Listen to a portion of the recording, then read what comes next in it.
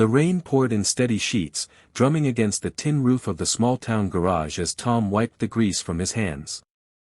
The air smelled faintly of oil and wet asphalt, and the dim streetlight struggled to cut through the misty darkness. He pulled down the heavy garage door, the metallic clank echoing through the empty street, and fumbled with the lock, eager to get home and out of the cold. Just as he turned to leave, a movement caught his eye. At the base of the worn, crumbling staircase that led to the old apartment building across the street stood a little girl. Her thin dress clung to her frame, soaked through from the rain, and her dark hair hung in wet strands around her pale face. She hugged a small, worn-out teddy bear so tightly it seemed like her only source of comfort. Her lips trembled, not just from the cold, but from exhaustion, and her big eyes followed Tom with a mixture of hope and hesitation. The wind whipped down the street, tugging at her dress and rattling a loose sign above the stairwell. For a moment, Tom wondered if he was imagining her. What child would be standing alone in weather like this? He hesitated, feeling an unexpected weight in his chest. Something about the sight of her, tiny, shivering, and alone, made the rain seem colder. Without thinking, he stepped off the curb, the puddles soaking through his boots, and walked toward her, drawn by a quiet instinct he couldn't explain.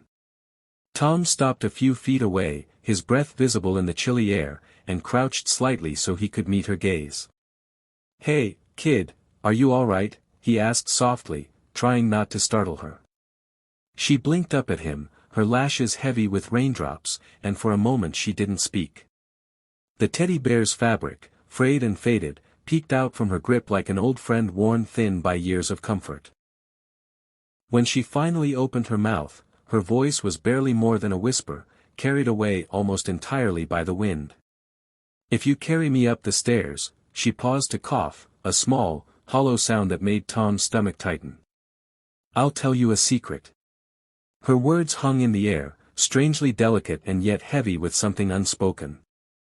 Tom looked at the long staircase beside them, steep, slick with rain, and lit only by a single flickering bulb at the top. He could see how much of a struggle it would be for her, and his heart tightened at the thought of her trying to climb it alone. He glanced down at his hands, still faintly stained with oil and grease from the day's work, then back at her trembling frame. "All right," he said gently, slipping his arms beneath her. She was lighter than he expected, fragile, like carrying a bundle of feathers, and she rested her head against his shoulder without hesitation. As he started up the stairs, the sound of her soft breathing was the only thing competing with the patter of rain around them. The stairs groaned under Tom's weight as he began the slow climb, each step slick with rainwater that had seeped through the cracked concrete. The dim bulb above barely pushed back the shadows, casting long, uneven streaks of light along the narrow stairwell. The little girl's small hands clutched at his jacket, her grip weak but steady, as if she was afraid of letting go. Tom could feel the faint rise and fall of her breath against his chest, interrupted now and then by a soft cough. She was so quiet that he found himself listening for every tiny sound she made, worried that she might slip into silence completely. The old building loomed closer with each step, its peeling paint and rusted railings telling stories of years gone by. Halfway up, he slowed his pace. It wasn't the weight, she was almost weightless, it was something else. There was a heaviness in the air, the kind that made you wonder about the life behind those cracked walls. She tilted her head slightly, glancing at him from under damp lashes, as though she was memorizing his face. By the time they reached the top landing, Tom's shoulders were damp from her wet hair. The hallway stretched before them, dim and narrow, with the faint scent of soup and something medicinal drifting from behind one of the doors. The little girl stirred slightly in his arms, her voice a fragile thread in the quiet. "We're here," she murmured, as if arriving meant more than just reaching the top of the stairs. Tom paused in front of a weathered wooden door, its paint chipped and edges swollen from years of damp winters. The hallway was so still that he could hear the distant ticking of a clock from inside one of the apartments. He adjusted his grip on the little girl, feeling the slight tremor in her body, when she suddenly leaned closer to his ear. Her breath was warm against his chilled skin as she whispered, "You look just like my daddy, before he went to heaven." The word sank deep into Tom's chest, catching him off guard. For a heartbeat, he couldn't move. Something in the way she said it, so matter-of-fact, yet so full of quiet longing, pulled at a place inside him he hadn't touched in years. Before he could find the right words, the door swung open. A woman stood there, her face pale and drawn, but her eyes lit up instantly at the sight of the girl.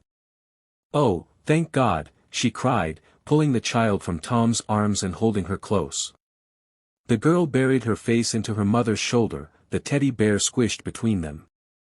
"I found her downstairs," Tom said softly, still processing what she had told him.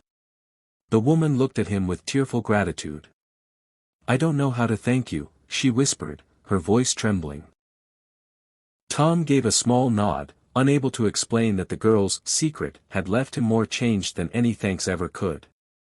Tom turned away from the doorway, the sound of the mother's soft reassurances fading as he stepped back into the dim hallway.